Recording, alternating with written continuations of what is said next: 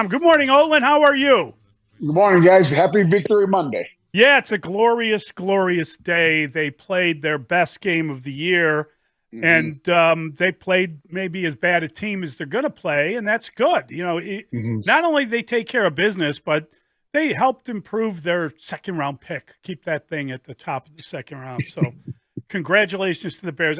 I thought the quarterback played well. I thought it was a good game all the way around. You can't really complain about it.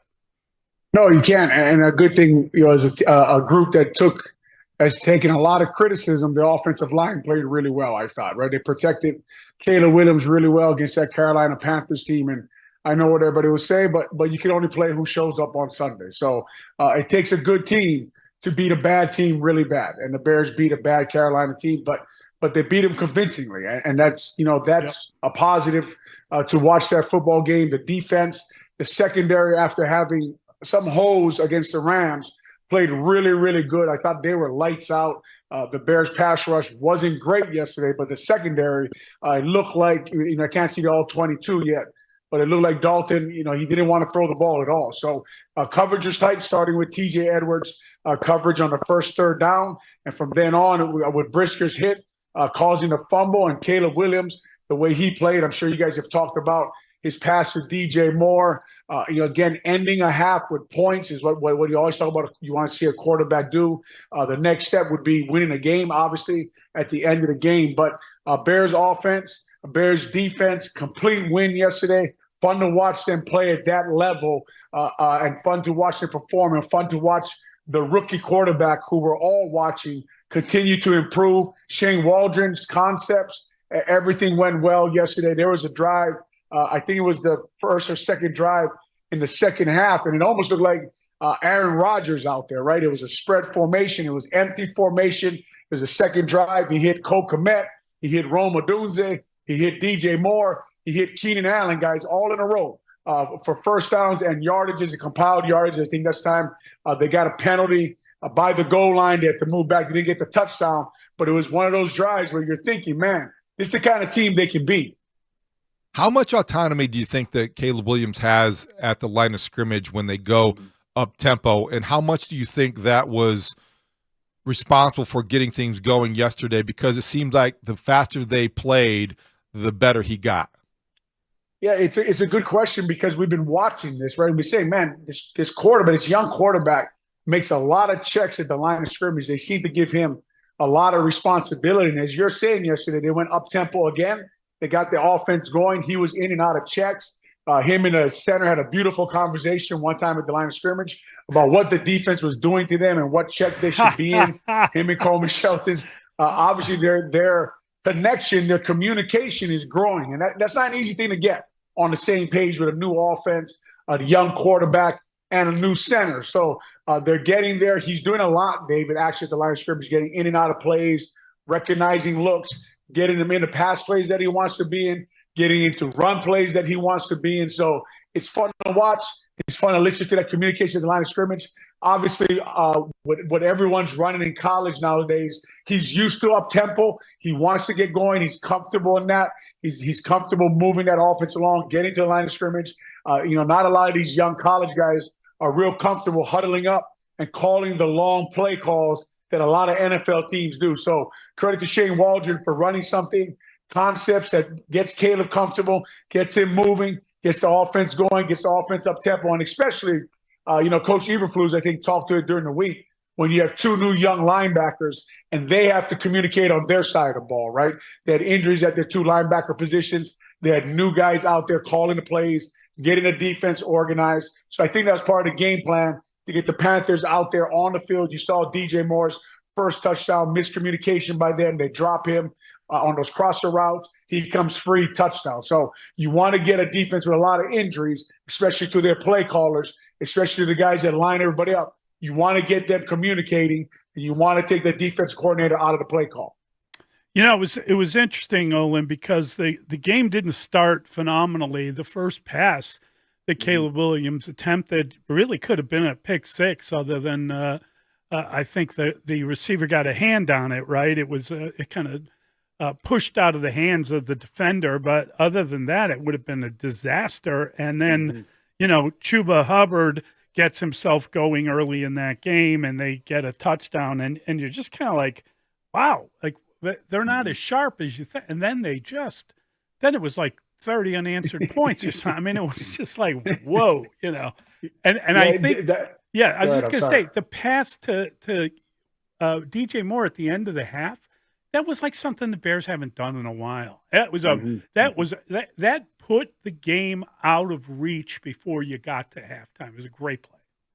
Yeah, it was like it came out and you're like, okay, they're going to run the ball downhill against this defense that doesn't have any of their starters in the middle, right? I think they had one guy who was a starter, starter on their defense in the middle, and then we threw an out route. And like you're saying, if Keenan Allen doesn't get his hand on that ball, J.C. Horn scores a touchdown, right? And you're like, oh, my goodness. And then you see again the Panthers recognize that they can get Chris Williams, the backup D tackle, at nose guard. They do a motion. They get Billings to the 3 technique. By that, I mean he's outside shoulder to guard.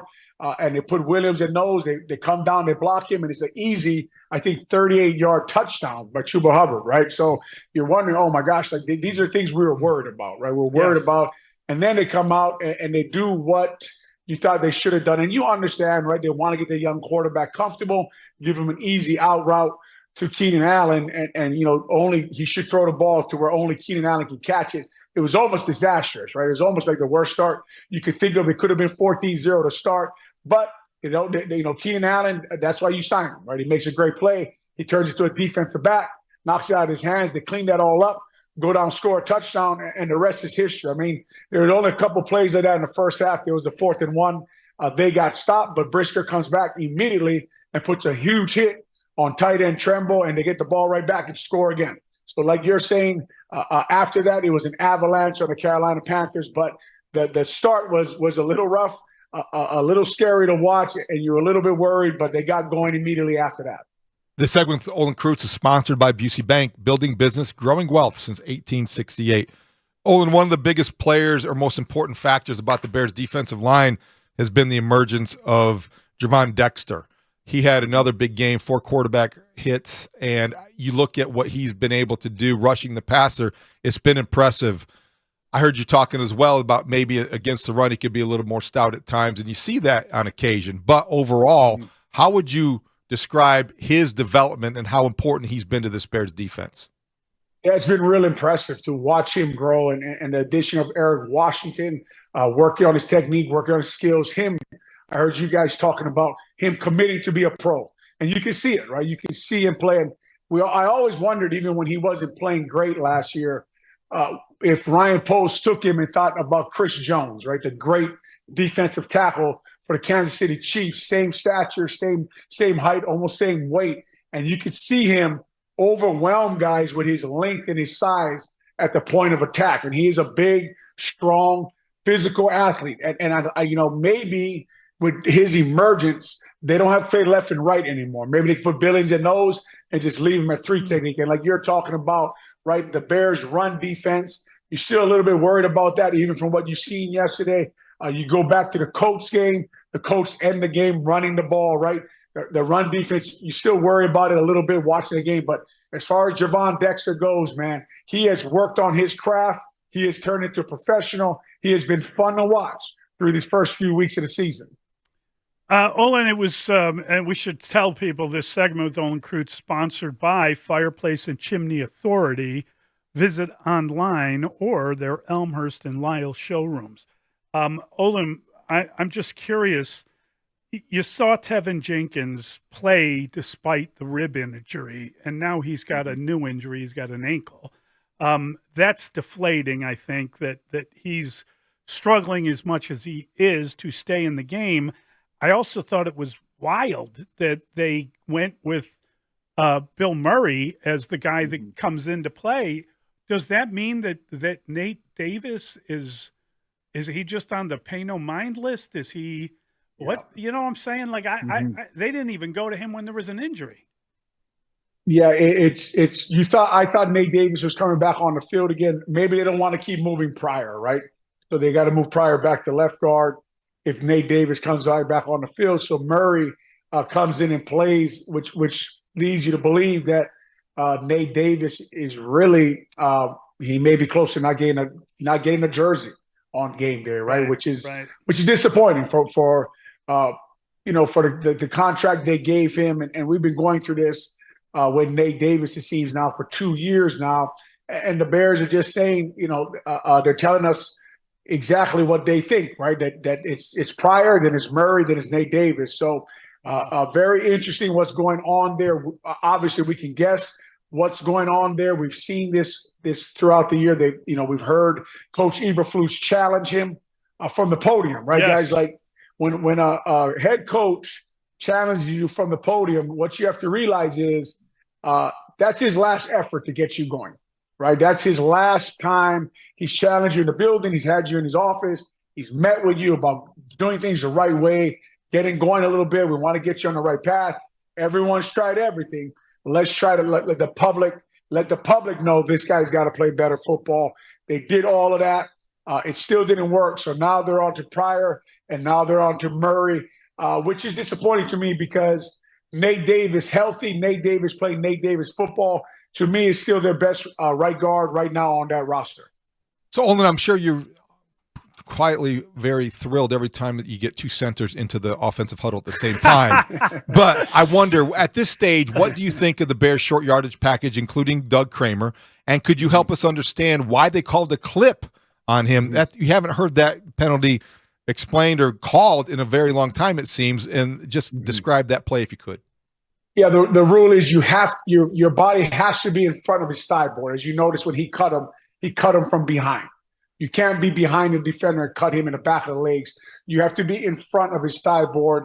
So that they put those rules in to protect the defensive players. If you guys remember the old Denver Broncos with Alex Gibbs, the outside zone scheme, they were cutting guys on the back of their legs to get those guys free, to get Terrell Davis free down the field to cut the backside of the defense. And there was no rules before inside the tackle box. By that I mean, if you draw a box between the tackles up almost to the linebackers, that's the offensive line box. A lot of things are legal in there that aren't legal anywhere else on the field.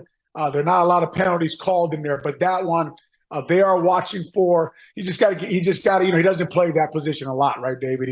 He hasn't done that. Go in motion, come back, cut the line of scrimmage. I mean, the guy you can see when he's on the run. Pat Manley, and Lawrence Holmes are talking about. He's an incredible athlete. The speed he moves at. You can see all the numbers he had at the combine where people talked about how fast he ran his 40, how well he did in a lot of the agility drills because he can really move out there, man. But just on that, he's just got to get, 2 or 3 more steps in, get in front of the defender instead of cutting him from the back. As far as the short yardage package goes, I like it. I like you put stress on the defense when you put big bodies on the field. We were hoping yesterday, Pat Manley pointed out, we were hoping we'd see Kramer in the flat for a touchdown pass, right? But we didn't get to see that. So like the package, like the fact that you line up and say, look, man, we're going to run God's play here. We're going to run power roll. Yesterday they hit it a little bit by putting Kramer at the wing, then put him in motion, and then hitting the end guy. But really like it. It's an attitude play. It's a culture play. This is who we are. We're coming downhill at you. Worked yesterday against the Panthers. Worked last week against the Rams. I really enjoy that style of football. Yeah, I mean, we were talking about their identity and the balance they seek. That's part of their identity. They now have a kind of a tush-push play, some unique thing that they can do that other teams aren't doing. So I thought it was great. It is good. It is good, and it's like we've talked about when we talked about moving Tevin to right guard. You have to have something you do in those situations that everyone knows you're going to do, and it doesn't really matter. We're going to get the first down here anyway. We're going to get those chains moved, or we're going to get a touchdown here by the end zone. And a lot of that, of course, is the big man Darnell Wright over there at Pryor on that side offensive line and putting Mercedes Lewis next to them. That's quite a tandem coming off the ball, coming downhill there now. I know they get stopped on that running back to Roschon Johnson, a dive, kind of like a fullback dive. They're putting Roschon at fullback, but that it wasn't God's play. That wasn't power roll. That now guys have to load up on that play, and you'll see some play actions off of that. Olin, I know that you have high standards for this. So did what transpired in the end zone a little scuffle qualify as a fight to you? And what did you think of it? Well, I think that if the Carolina Panthers head coach is going to show up in a medium shirt, obviously they want to start a fight during the game. He looked like a bouncer, so you would expect a fight to break out in the end zone. Look, when I'm watching that, it's just teammates trying to back each other up, right? You got each other's back. That's also how you build culture, right? You don't want to be as dumb as it is, as stupid as it is. I think Vilma did a great job explaining, like, what the hell is going on here, right? It's really what you're thinking, but you don't want to be the guy on film doing nothing, right? You don't want to be the guy not backing up your teammates. As much as God's play builds culture, so does jumping in there, backing up your teammates. J.C. Horn, looked rough day for the Carolina Panthers. A lot of frustration. A lot of their best players are out, right? He talked about DJ Moore not being there anymore. Yeah. He's got a backup center running at him full speed. He's got to take that on. Then he's shoving him. Then he shoves him back. And then someone gets punched in the back of the neck. Then someone gets hit. Nobody got hurt. Everybody dusts each other off. Shake hands. Let's go to the locker room. Game over. That's so much fun. I think that it must be difficult to be on the Carolina Panthers and your quarterback isn't what you thought he was, and you trade away good players and you're looking at all. I mean, the trade stuff is everywhere. I'm sure that will eventually sort of get to you, especially if you're a guy like him who was going against DJ Moore in practice all the time. It just made sense to me. I'm wondering why the officials don't call late hits or in this case, it was kind of an out of bounds hit on the Bears quarterback, Caleb Williams. Did that look like it should have been a penalty, or was he still in the air and he's an open target and you take a shot at him? I just felt like, maybe they don't respect him yet, but you got to protect the quarterback. Yeah, I mean, in today's NFL, everything's a penalty, right? So you're shocked whenever you see a hit and the flags don't come out, right? So, and that did seem a little bit late. We went through this with Justin Fields a while ago now. Right. Caleb's a different runner than Justin Fields. So we've been saying this for 2 years. It just seems like the Bears quarterbacks don't get those calls. Hopefully, eventually we do, because like you see in a lot of these games, with the Chiefs and with Tom Brady before and Aaron Rodgers, they're game changers, right? These roughing the quarterback calls, if you start getting them, they really are game changers. There was one, last night Justin Fields got hit. He got that call. That was a big hit, right? So calls like that, I thought it was close. I thought he could have threw it. He could have not threw it, but you'd like to see eventually the Chicago Bears start to get calls like that, because, like I said, they move the chains. They're free 15 yards, and you got to take them. Great stuff, Olin. Thanks, Olin. Really appreciate it, guys.